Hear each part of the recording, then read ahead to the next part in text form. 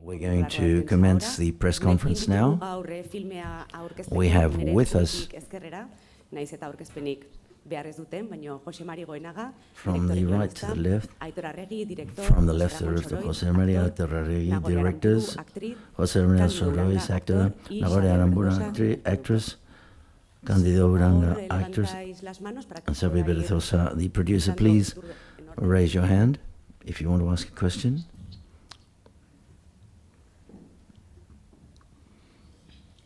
Hola, buenos días. Hi, good morning. Congratulations for a film that I think has sufficient content to cause impact to the spectator and to like spectators to like it. José Ramón Soroiz, because for me it's been a discovery for me, and I would like to ask you directly whether if it's never too late for so many things as we see in the film to solve conflict, emotional conflicts, but it's never too late to receive a leading role like in Maspalomas.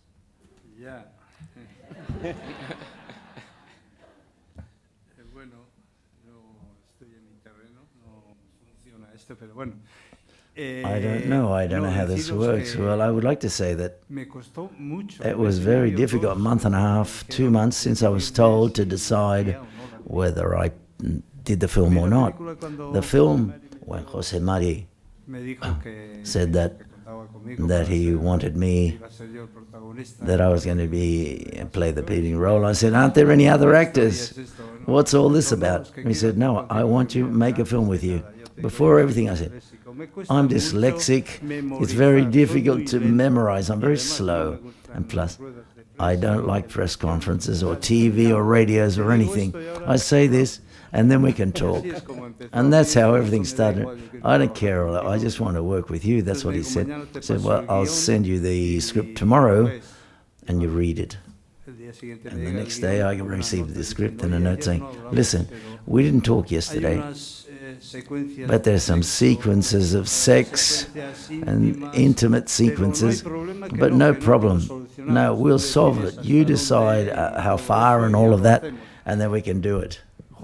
I said, Jesus, I read the script and I loved it. I loved the script. I got very moved. I said, first thing that came to my mind, I said, shit, I can do this. I can do this. And then we had the other side of things. And I said, well, give me some time to think about this because it's not too clear for me. And I talked about it at home and they said, well, it's up to you. You're retired. What need do you do to play this role? You've never done it, and now you're going to do it. Well, okay. Okay. One day they said yes, and the next day I said no.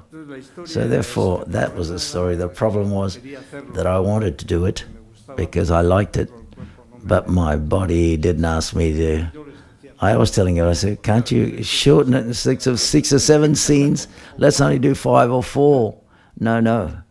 So, and then with the coordinator, intimacy coordinator, these 3 girls helped me very much. It's very clear. They said, no, this is just choreography.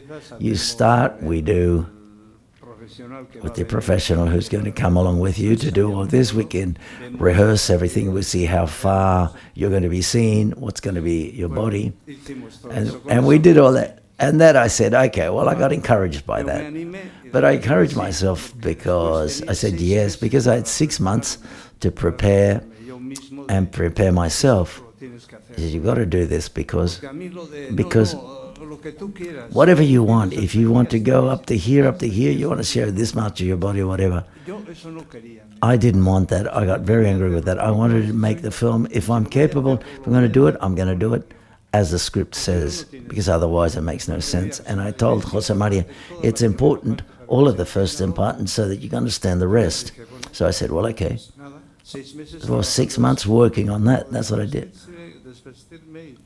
Getting undressed and all of that stuff. And it was quite difficult. And then working on the text, I said, how am I going to work on this? First of all, the Maspalomas sequences. That was the first part. And then learning the texts off by heart and wait to see what they told me to do, what it was all about. But now is the time, and so therefore also saying that I'm very proud of the attitude that I had with the film and having decided of participating and saying that I'm going to do it and I'm capable of doing it. And I worked for those 6 months, and here I am with the... Well, I'm very proud of my work. I left everything out. I did everything I could. I emptied myself. There were 2 months, the toughest 2 months, and the most marvelous 2 months that I've lived in the 50 years that I've been in this profession. And it's a gift that María have given me, these two gentlemen. A real gift. Well, a mutual gift, because you've given us a gift, and the actors, and it's been a pleasure to working with them. Well, they bring people from abroad, and no, but these people are locals. They're much better than I am, these two actors. And I knew that we were all from the same place. And to work with Nagore, I love her very much. And Kandido, the same thing. More than once I said to Kandido, geez, María. And I've worked.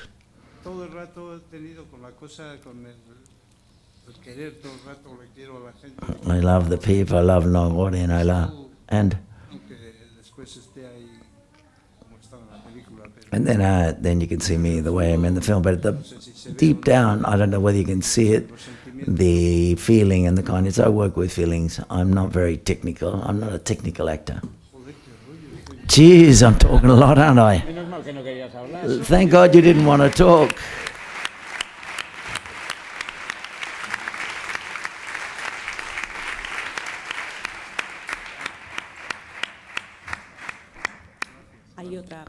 There's another question up front. Sí. Nos estamos aquí peleando por el micrófono. Buenos días. Hi, good morning. From Cine María, first of all, congratulations for this marvelous film to all of the cast and crew. Initially, it's powerful, that is to say, those scenes of explicit sex at all. Do you think, or make you think, that is going to become, it can become something much deeper and something very healing, especially for the two protagonists? So therefore, the first question was for Nagore. How you prepare that work, that containment, that rage, that pain that you have within you. And then we can see that for you, it's quite relevant that your father came back in those circumstances. I would like to ask him over there, he's explained it, what were you thinking in those scenes that were most difficult for him? Whether you have any way of evading yourself, and the truth is what you weren't naked. Well, my character is Nerea, who's the daughter of Vicente. Vicente comes back due to circumstances. He comes back home to San Sebastian after 25 years of being abroad. They have no relationship when the moment the film starts, and the daughter takes him to the old person's home, to the residence for older people. And I remember the first when we worked with José, María and Aitor is that it had to be a character, albeit in the script it seems that had a lot of pain due to everything that had happened with the father. That pain wasn't in the present, because when you read it, because two conflicts going together, the daughter would come into the pain and the conflict that the father has. What we tried to do was to make it different, for her to have that already prepared and overcome and placed in the... And then the film started from another position, from taking care, what it means that something that you've got to take charge of a family member with the tension that exists between both of them, and to start with that burden. And then throughout the film, while they started to meet each other and find each other, that relationship starts to evolve, and the curiosity of wanting to know the whys and whereabouts and what had happened with her father. And the same thing happened to me. José Ramón and I, my first work as an actress was with him. So on TV, and I was his maid. And every time I saw him, I almost fainted because of emotion. It was beautiful to be able to work after 25 years, I think it was. 30 years. And it was very special. We've had to do a lot of work to create precedents, because no one can act as my father that make me feel so good.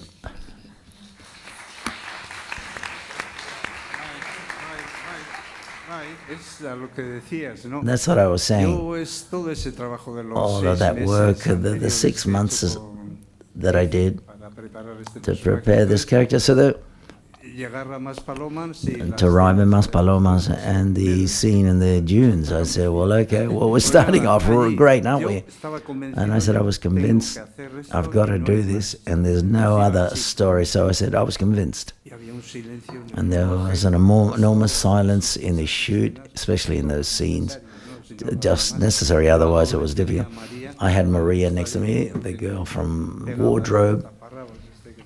She gave me this thing to cover my parts, lower parts.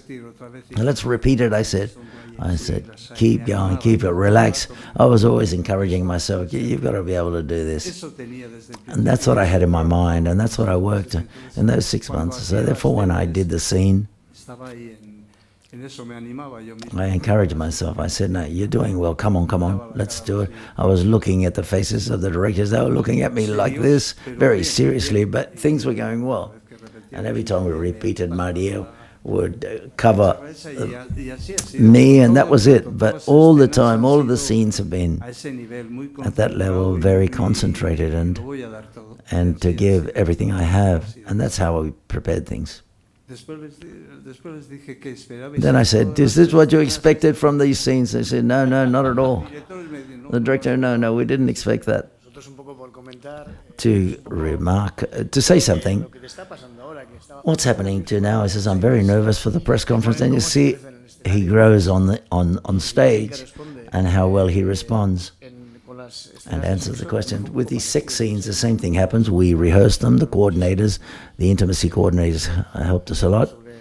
We put black on white, exactly what we wanted in each scene, exactly what we wanted, what was going to be shown, how it was going to be shown. But of course, you don't know what's going to happen, how is he going to respond. And it was action. José Ramón elevated the scene, so therefore in that sense we didn't live it from inside, but we were pleasantly surprised in the rehearsals. The truth is, you make things clear, but in the rehearsals, for example, everything is agreed beforehand, but then obviously the rehearsals they didn't get undressed. Whether there was a kiss, well, they say, like, this is where we kiss, but that was how the choreography was, but without getting in deep. But in the shoot, in the first scene, you say, action, let's see what José Ramón is going down, and he completely gave himself into the character. So yes, we're very thankful, grateful. Congratulations for the film. Very, very courageous, very great to see steps like this, so that everyone can see it and to get to know things that not necessarily are known. But I'd like to ask you, it deals with a lot of subjects. We see many. This film is not at all empty. I would like to ask you about ideologies. Kandido's character, who I think is marvelous, that friendship, it also underground, but it's dealt with. What would happen if that film, that dialogue, that Kandido, when he talks about Vox, we would say that in 2025 and not in 2010. Well, the truth is, most of the cases, the people, what they capture is that Shanti's character, portrayed by Kandido, is from Vox. That was our intention, and that was in the script. It wasn't the case. Kandido, amongst things, is provocative. He's conservative, but he's a provocative, and there was a play with the fact that with the assistant said, "What do you think about Vox?" And in the script it says, and then he looks at Vicente and he winks his eye. He doesn't know whether he's talking seriously or doing so to provoke things. But he could say he's from Vox. There's no problem that he is from Vox. What we look for in the characters is there's an understanding between them. And I would like for that to not be mistaken with any sort of laundering or whitening or cleaning of what's happening. Above all, what we are as people, and beyond any ideologies, I think we can get close to each other, and especially in the specific circumstances, as a room in an older a residence for older persons. These synergies can happen in the most unexpected places, but at least we wanted for there to be a certain ideological echo in the film. At the end, the film from another place also talks about something that's quite present, which is how easy it is we can lose certain conquests, and that's what happens to our character. These are conquests, for example, that are lost because of external forces, but also because sometimes perhaps we drop our guard. But it depends on us to say that, okay, we're still here and we continue to fight. And when you stop doing it, the moment you stop doing it, maybe you get overcome. So therefore, that's what the film's basically about. Yes, in the front row. There are many questions. I'm trying to give everyone the floor. Congratulations for the film. I would like to ask you about the residence for older people. In the films, we present these residences like cold and dark. Here in the film, it's completely different. It's very. There's a lot of light. It's very dynamic. Could you talk about how did you want to reflect that life in the old people's homes, and also the cinematographic techniques you used for this? Claro, no es una película, a pesar de que lógicamente la residencia es un espacio central en la película, no es una película que seguramente busque un poco contar la realidad de las residencias, ¿no? No es una especie de, yo qué sé, me viene a la cabeza alguien por los unido el Cuco, aunque eso era un sanatorio. Esto no va tanto de eso. Pero sí es verdad que sí nos gusta plantear la residencia como una especie de metáfora del sistema en el que estamos viviendo, de la sociedad, digamos, en la que estamos viviendo, ¿no? Donde hay una tendencia a homogeneizarlo todo, incluso cuando hay un cambio de política. There's a trend to homogenize everything. For example, the director, for example. So we're entering into a period, a more opening period. It's an opening to a certain extent. When Vicente says, for example, he's homosexual, the psychologist said that's all well and good, but perhaps better not say that anywhere. So it's a type of at the old person's home. It's like, or residence. It's like she was sort of like cutting off the fact that there's an absolute freedom of saying what you are and what you think, but there's an invisible violence, underground violence, a bit more sibylline, and say you can go this far but not that far. But that's why we liked in the old person's residence. And then we've got for example, some people say, well, okay, the residence of the old people is an ideal situation. Such is not always the case. But we researched with the Matias Foundation, which has a lot of residence for old people, and from the inside, and a lot of workers in these places are the first that are more critical with the system itself. But that happens is there's a problem of resources here, and the fact is the people that have seen the film, they said, well, the assistants are really on top, but perhaps each floor has 2 or 3 assistants and they can't handle all of the work. It's not a question of will, it's a question of capacity. So, and then they came from the María Foundation to see the film and said, okay, this makes us think quite a lot. And I said, well, I had the feeling that they were taking on a responsibility that's not theirs. Some things they do, there are certain attitudes in the residences for old people, and well as residences for society. We've got a certain paternalism. When they said, when I was researching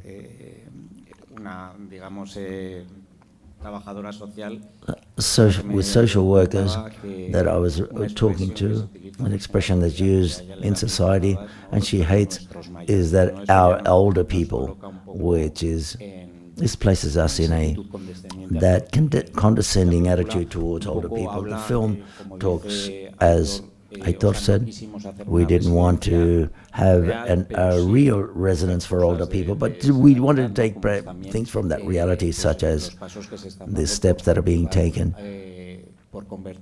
to turn those residences more focusing on a service, more than a service, more focused on the people, and to bear in mind the will of those people, because many places they're like children's in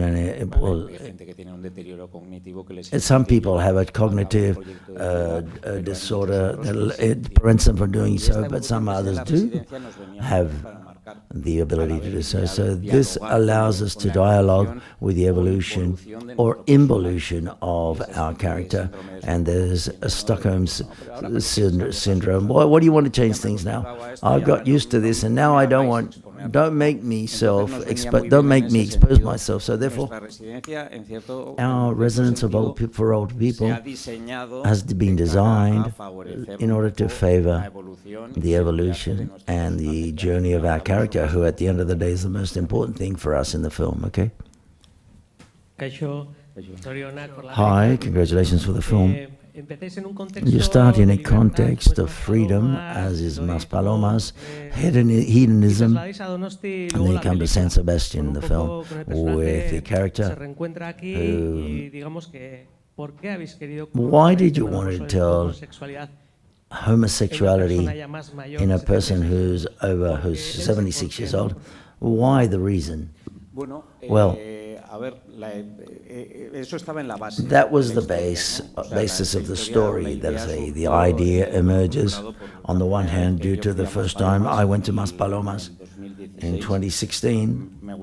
I thought it was very attractive, the microcosmos that I saw there. I thought it would be interesting portraying it in a film. And more or less in the same period, I read for the first time the article that talked about the people, the LGBTQ plus people, when they were admitted to residences in many cases, say it very simply, but they got back into the closet because the reality for them was very hostile in the residence for old people. So therefore, I thought there was a story there. And for example, it was difficult for me to come out of the closet, and someone from a previous generation, that was even more difficult. It was very difficult for me to think that how difficult it is to get out of the closet. At the end of your life, you've got to go back into the closet and close yourself in. So that was the driver behind the fact that these are people who are older. That was the basis of what we wanted to tell. It is true that then, or at least for how we've developed things, you try to make the audience or the public or any spectator can feel reflected, because at the end of the day, closets in life are quite varied in nature, and everyone can have one's own closet. Good morning, congratulations for the film. Eduardo Aragon for the Vagabunda magazine in Mexico. Questions for the directors. From my point of view, your film is balances between comedy and drama. I would like to know, first of all, whether at any time you questioned this comedy and drama balance, and then whether at the end, with the feedback, you were able to see what you strengthened one of the both sides, the drama or the comedy. Thank you. Well, we balance between comedy and drama quite often in our films. I think one of the first questions that we ask ourselves when someone in the film says, did people laugh? That's what we usually ask ourselves. Well, we say, at least this, because it seems that our films, a priori, are not comedies, but we always want there to be a humoristic side to it. But a priori or beforehand, when José and María presents the story, we loved, I remember, I loved the contrast of seeing an unknown world of Maspalomas in those circumstances, the dunes, the cruising, and then the cut and contrast to the residence for older people, a gentleman who has an ictus, for example, or has a stroke, goes to the old person's home, and then the drama appears all of a sudden. The beautiful thing about the proposal was that the comedy came out quite naturally with his colleague, as well as the different situations that occur in the residence for older people. And I think it's a point of view that we've got in Moriarty, that's in our production company. We look at it not even strategically, if it's 50%, 50-50, no. We're trying to find it in a very natural way, the balance between drama and comedy, so that the folds in the story can have a bit of humor, because life is like that way as well. That at a given moment, all of a sudden, around the corner, a situation that very funny might occur. This happens every day to us, and because we like cinema like this, so quite sincerely, I'm sure that our favorite films, you start to think about them, and you look at them and say, well, okay, there is a balance, but not always. Because like I say, it all depends upon the proposal that you want to make. Ours, for example, and if we look at our filmography, we do have this balance. Hi, you've talked about the story emerged in Maspalomas, but I'm not too sure whether there was any prior interest, bearing in mind that I think that one of your first films deals with this aspect, but from the point of view of lesbianism. I don't know whether you wanted to close both sides. Well, it didn't emerge, and it's true, our first film, John Garanyo and myself, it was a love story between two women who were 70 years old, but at that time, the idea and the first version of the script was written by John Garanyo. I had nothing to do with the origin of that story. Obviously, when this film occurs to me, you think about that and I say, we've already done La Roga, which is a story about two older people of LGBTQ. Plus, there were certain parallel aspects to it, but in turn, the approach was quite different, because the story of La Goenaga in 80 Days, it was a love story, it was a romantic story. Our references were films like A Brief Encounter, where there is infidelity, but with the specific aspect that there were two older women, the protagonists of this romance, but we didn't go in depth into the psychology and the relationship of these people with their sexual orientation, and even less so with coming out of the closet. In this case, the story was more a story of, I would say, more psychological, more inwards, more talking about that fear that this character feels for showing himself as he is, Despite that, it seems that the film is very similar to some of our initial films because it's in Basque. It's quite common to the La Trinchera Infinita because it talks about that fear to change, that fear of leaving, of coming out, that fear that goes right into your bones, and then at the end of the day you're unable almost to describe or to know exactly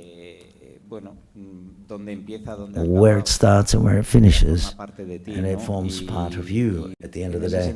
So therefore, in this sense, the film, in its subtext or its internal discourse, Maspalomas, I think, shares quite a lot with La Trinchera Infinita. In fact, there's a small tribute to La Trinchera Infinita when Vicenta goes to the movie. When the film he sees is La Trinchera Infinita. It wasn't the intention. We were going to use another film, but we couldn't get the rights. And we thought, well, like if Vicente in 2019 would have gone to the film at this time, La Trinchera Infinita would be on the billboard.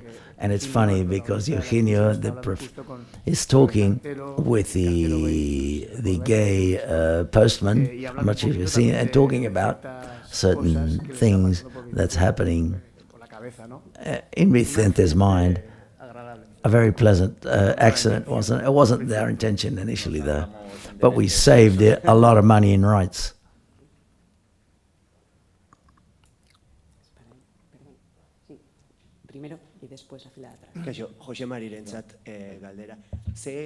This question is for José María. Hi, what reflection did you want to make?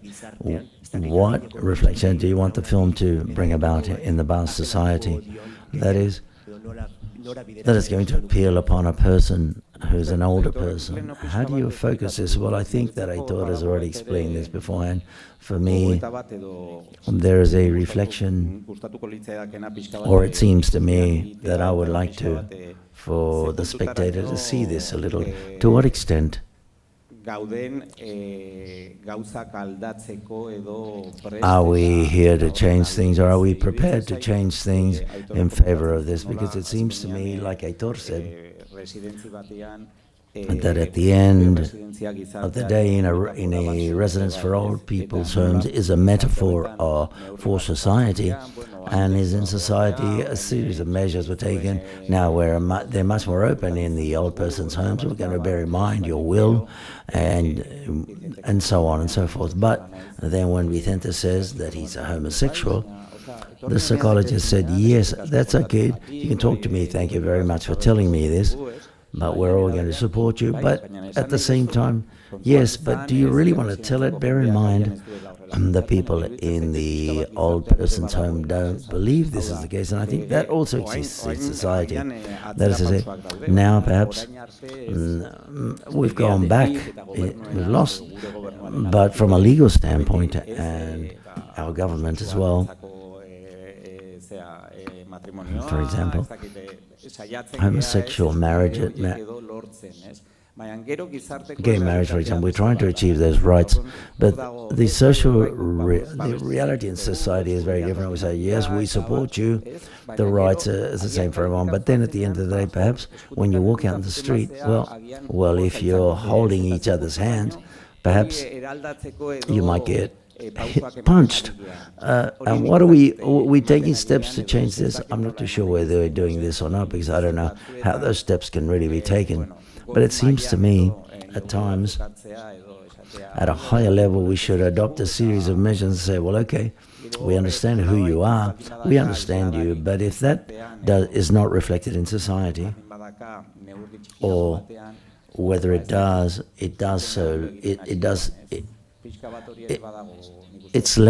done so less, but that's already shown in the film, I believe. Well, just to add something,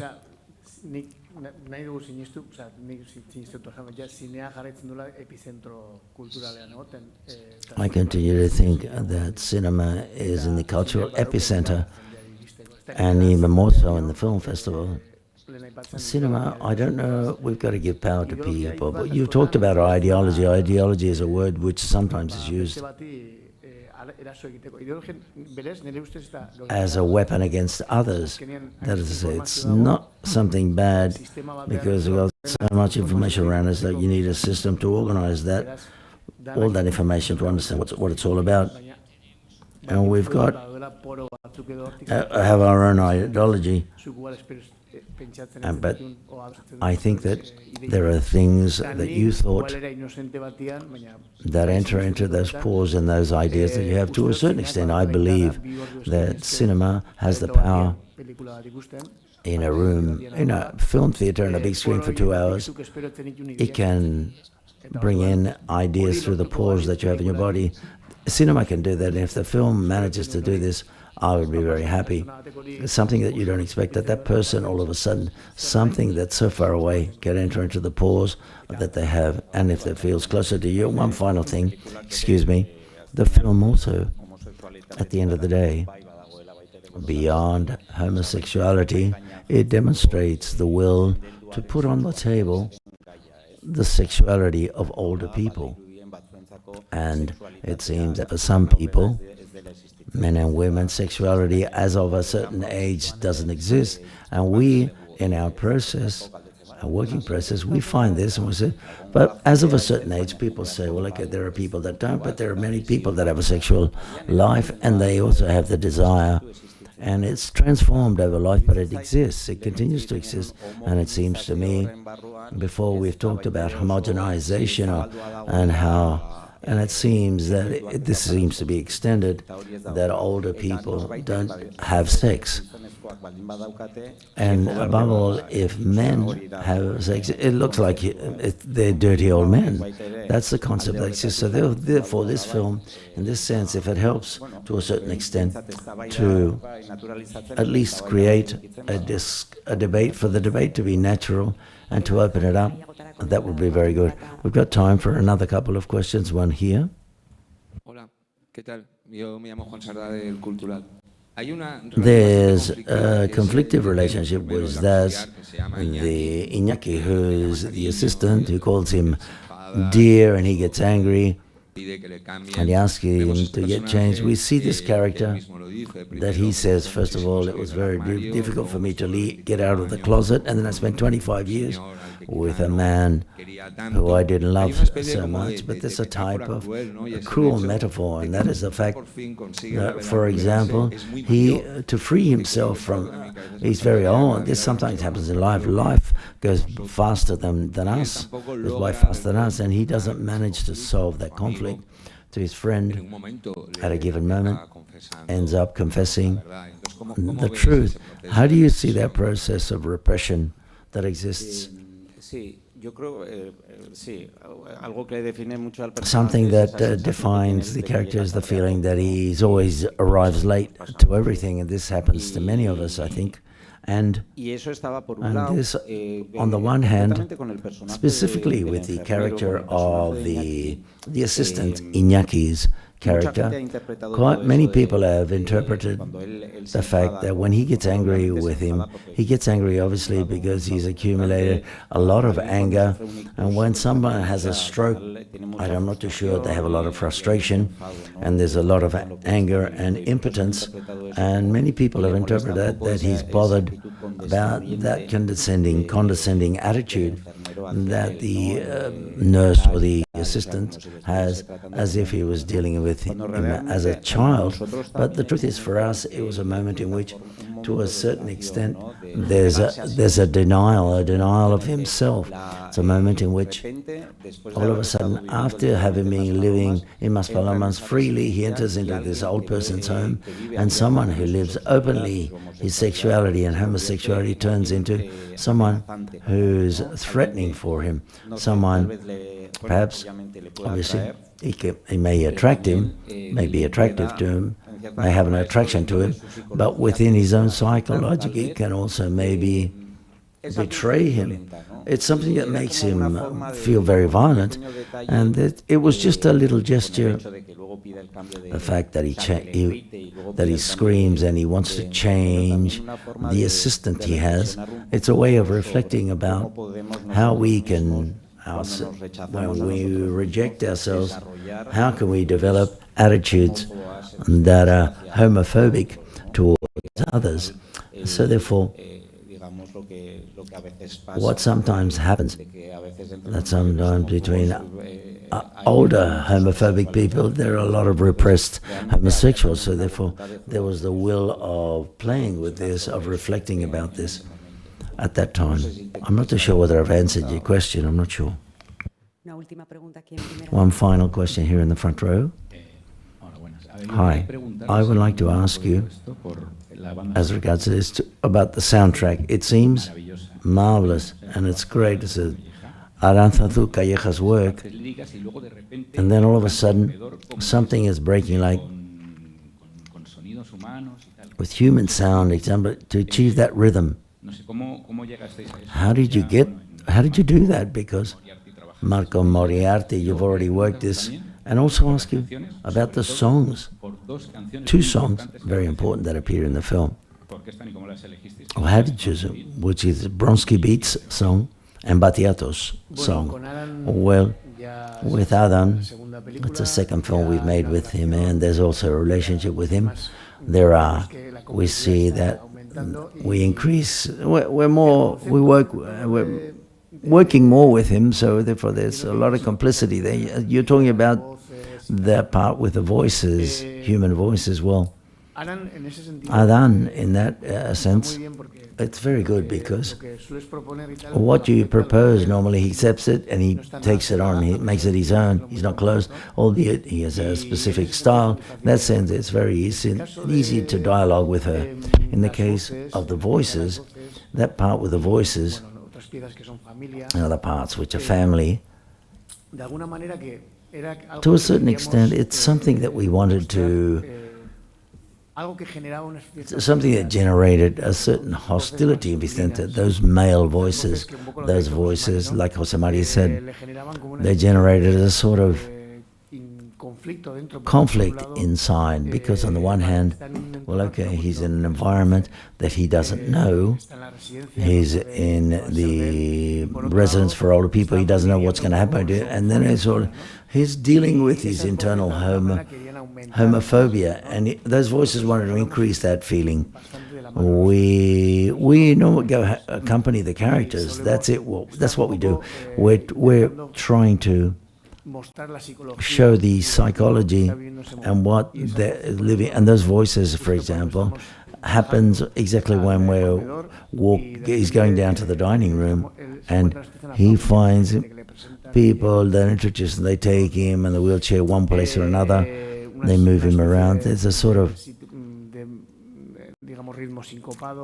a syncopated rhythm.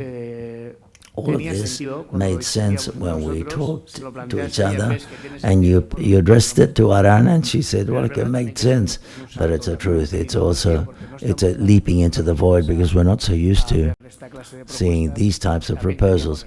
We also had references from other films, and I'm not going to deny it. When we had the soundtrack already prepared, there were parts that we loved because they were emotional, etc. But this part, or this piece, we were afraid, because we liked it, but we said, I wonder whether people are going to like it. Let's see whether people are going to. You become conservative at the end, almost, when you're very, see whether we made a mistake or not. So therefore I liked what you say about the fact that you've noticed it. We've run out of time. I'm not too sure whether you want to add anything to. There are several questions still pending, but I want to thank the cast. A round of applause for all of the cast of Maspalomas. Thank you.